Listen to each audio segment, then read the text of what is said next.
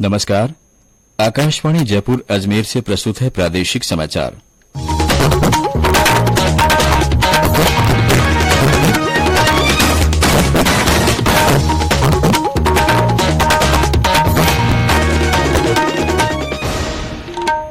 मुख्य समाचार।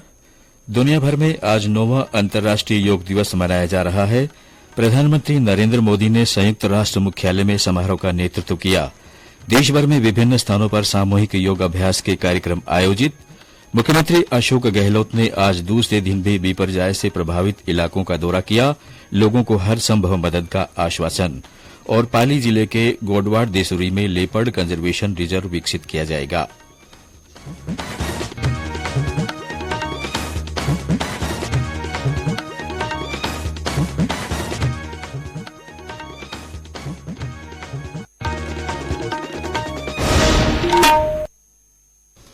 समाचारों के साथ मैं महेश सिंह। और अब समाचार विस्तार से। दुनिया भर में आज वसुधैव कुटुंबकम विषय पर 9वां अंतर्राष्ट्रीय योग दिवस मनाया जा रहा है। प्रधानमंत्री नरेंद्र मोदी ने संयुक्त राष्ट्र मुख्यालय में समारोह का नेतृत्व किया। वीडियो संदेश के माध्यम से लोगों को बधाई देते हुए श्री मोदी ने कहा कि योग से एक स्वस्थ और शक्तिशाली समाज बनता है, जहां सामूहिक ऊर्जा कहीं अधिक होती है। उन्होंने कहा कि नियमित योग करने वालों को स्वस्थ आयुष बल मिलता है। उन्होंने कहा कि योग दिवस पर 180 देशों का मिलकर योग दिवस मनाना ऐतिहासिक और अभूतपूर्व है। अंतर्राष्ट्रीय योग दिवस का राष्ट्रीय कार्यक्रम मध्य प्रदेश के जबलपुर में आयोजित किया गया। उपराष्ट्रपति जगदीप धनखड़ ने गैरीसन मैदान में करीब 15,000 लोगों के साथ योगासन किया। श्री धनखड़ ने कहा कि योग मस्तिष्क, शरीर और आत्मा को एक करता है। योग को स्वस्थ जीवन का मंत्र बताते हुए उपराष्ट्रपति ने कहा कि स्वास्थ्य हमारी सबसे बड़ी संपत्ति है और योग इसे हासिल करने का सबसे बड़ा माध्यम है। प्रदेश में भी योग दिवस उल्लास और उमंग के साथ मनाया गया। राजभवन में आयोजित योग कार्यक्रम में राज्यपाल कलराज मिश्र के साथ राजभवन और कर्मचारियों आमजन ने योगासन किया। इस मौके पर श्री मिश्र ने कहा कि योग शरीर, मन और बुद्धि को स्वस्थ रखता है। राष्ट्रीय आयुर्वेद संस्थान और केंद्रीय संचार ब्यूरो की ओर से अल्बर्ट हॉल के सामने आयोजित योग कार्यक्रम में जयपुर सांसद रामचरण बोहरा के साथ बड़ी संख्या में लोगों ने योगासन किया। इस कार्यक्रम में विभिन्न विभागों के अधिकारी, कर्मचारी, जनप्रतिनिधि, स्काउट्स, गाइड्स, वॉलंटियर्स और युवा मौजूद थे। जयपुर के रामविलास बाग स्थित फुटबॉल ग्राउंड में आयोजित कार्यक्रम में आयुष मंत्री सुभाष गर्ग के साथ बड़ी संख्या में शहरवासियों ने योग किया। जयपुर हवाई अड्डे पर आयोजित योग कार्यक्रम में कर्मचारियों ने हिस्सा लिया। जैसलमेर जिले के सन के मखमली धोरों पर सीमा सुरक्षा बल के जवानों ने योग और प्राणायाम कर निरोग तथा फिट रहने का संदेश दिया। कोटा में एनसीसी की 14वीं राज बटालियन ने वार्षिक प्रशिक्षण शिविर के दौरान योगासन किया। एनसीसी कैडेट्स ने नियमित योग अभ्यास कर योग के प्रति जागरूकता फैलाने का संकल्प लिया। नागौर में जिला खेल स्टेडियम में योगासन कार्यक्रम हुआ।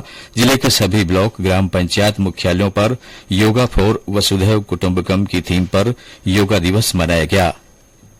झालावाड़ जिले में स्कूलों और अन्य संस्थानों में योग कार्यक्रम आयोजित हुए। हनुमानगढ़ में राजकीय एनएमपीजी कॉलेज में आयोजित कार्यक्रम में जिला कलेक्टर रुक्मणी रियार ने नागरिकों को योग के लाभ बताए। श्रीगंगानगर के नेहरू पार्क में आयोजित योगासन कार्यक्रम में आयुर्वेदिक विभाग के प्रशिक्षकों ने लोगों को योगासन करवाया। उदयपुर में विभिन्न स्वयंसेवी संगठन की ओर से योग दिवस पर सूर्य नमस्कार, योग और प्राणायाम किए गए। बड़ी संख्या में शहरवासियों ने योगासन में हिस्सा लिया। चित्तौड़गढ़ में शहीद मेजर नटवर सिंह राजकीय उच्च माध्यमिक विद्यालय में योग कार्यक्रम का आयोजन किया गया। डूंगरपुर में केंद्रीय संचार ब्यूरो की ओर से आसियावाव गांव में योगासन कार्यक्रम किया गया। जोधपुर में सीमा सुरक्षा बल के फ्रंटियर मुख्यालय जोधपुर और सभी बटालियन मुख्यालयों, सीमा चौकियों में सीमा प्रहरियों ने योग दिवस मनाया। इस अवसर पर अधिकारियों और सीमा प्रहरियों ने भाग लिया।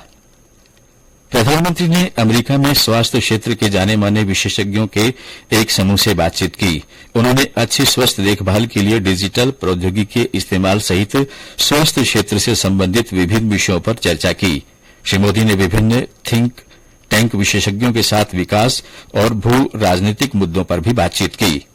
उन्होंने इस विशेषज्ञों से भारत में अमृतकाल के दौरान हो रहे बदलाव में योगदान करने को कहा। ये समाचार आकाशवाणी जयपुर अजमेर से प्रसारित किए जा रहे हैं।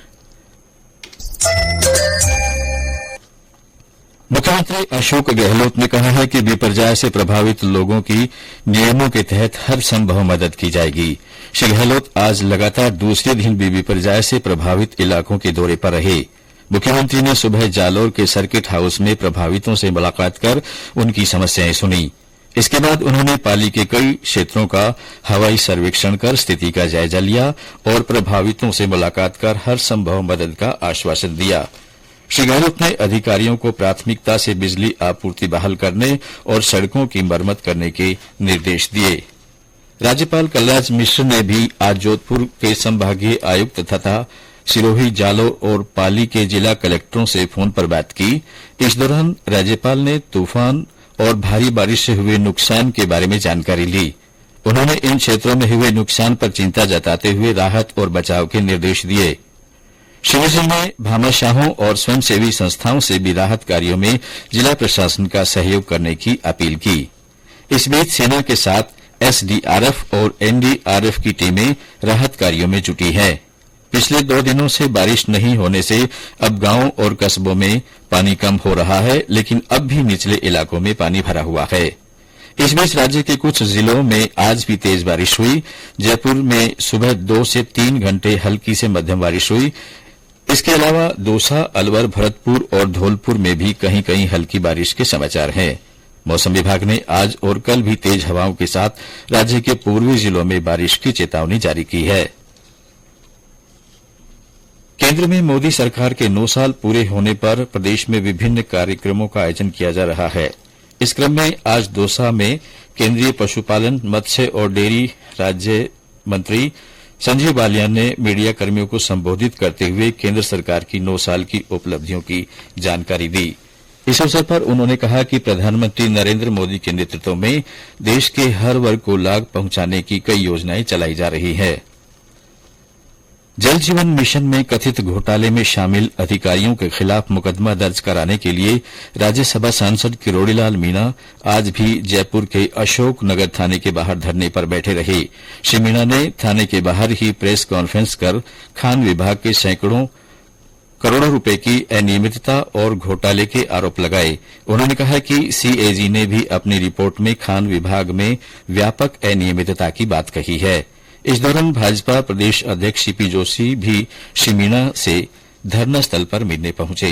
मीडिया से बातचीत में श्री जोशी ने कहा कि सरकार हर व्यक्ति का मुकदमा दर्ज कराने का दावा करती है, लेकिन श्री मीणा को एफआईआर दर्ज कराने के लिए धरना देना पड़ रहा है।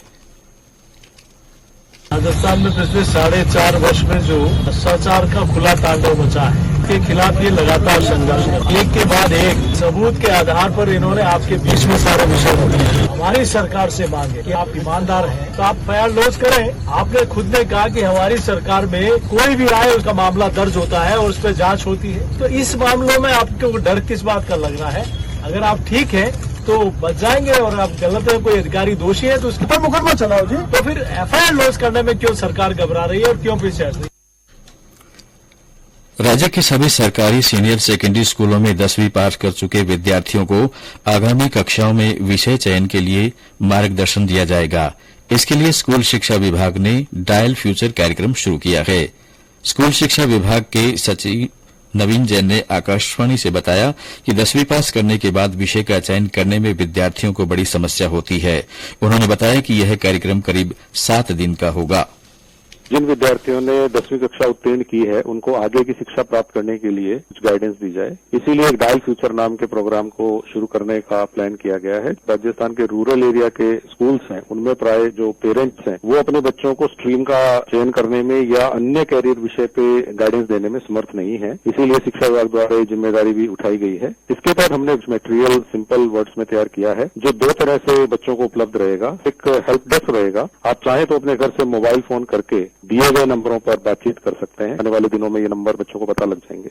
इसके अलावा आप अपने स्वयं के स्कूल में या गांव के स्कूल में अगर चले जाते हैं सीनियर सेकेंडरी में, तो वहां पर एक पथ प्रदर्शक शिक्षक आपको मिलेंगे जिनकी ट्रेनिंग हम लोग करवा रहे हैं। ये सारी चीजें हम लोग 28 जून तक कंप्लीट कर देंगे। पाली जिले के गोडवाड़ देसुरी में लेपर्ड कंजर्वेशन रिजर्व विकसित किया जाएगा। मुख्यमंत्री अशोक गहलोत ने इससे संबंधित प्रस्ताव को मंजूरी दे दी है। श्री गहलोत ने सिरोही के संरक्षित वन क्षेत्र वाडाखेड़ा में विभिन्न विकास कार्य कराने के लिए भी स्वीकृति दी है। वाडवाड़ा देसुरी में 2 करोड़ रुपए की लागत से लेपर्ड कंजर्वेशन रिजर्व विकसित किया जाएगा। वहीं वाडाखेड़ा में विभिन्न विकास कार्य पर 3 करोड़ रुपए से ज्यादा की राशि खर्च की जाएगी। बीकानेर के खाजवाला में एक दलित युवती के साथ बलात्कार के बाद हत्या का मामला सामने आया है। पुलिस ने मामला दर्ज कर घटना की जांच शुरू कर दी है। इस मामले में 2 पुलिसकर्मियों को निलंबित किया गया है। मामले में पीड़ित परिवार को न्याय देने की मांग को लेकर भारतीय जनता पार्टी के कार्यकर्ता खाजवाला में धरने पर बैठे हैं। मामले को लेकर पार्टी राज्य सरकार पर हमलावर है। विधानसभा में प्रतिपक्ष के नेता राजेंद्र राठौर ने ट्वीट कर कहा है कि घटना में पुलिसकर्मियों की संलिप्तता सामने आने का कलंक है। आज पार्टी के प्रदेश कार्यालय में प्रेस वार्ता को संबोधित करते हुए पार्टी प्रदेश अध्यक्ष सीपी जोशी ने कहा कि राज्य में महिलाओं के खिलाफ लगातार अपराध बढ़ते जा रहे हैं। उन्होंने पीड़ित परिवार को न्याय देने की मांग करते हुए कहा कि अपराध करने वालों को तुरंत पकड़ा जाए। युवाओं को वन क्षेत्रों से जोड़ने के लिए राज्य के वन क्षेत्रों में हाइकिंग, ट्रैकिंग, कैंपिंग और अन्य रोजगारी गतिविधियां शुरू की जाएगी। इसके लिए मुख्यमंत्री अशोक गहलोत ने 9 करोड़ 74 लाख रुपए की मंजूरी दी है। इस राशि से प्रदेश के 12 जिलों में विभिन्न वन क्षेत्रों में गतिविधियां शुरू की जाएंगी।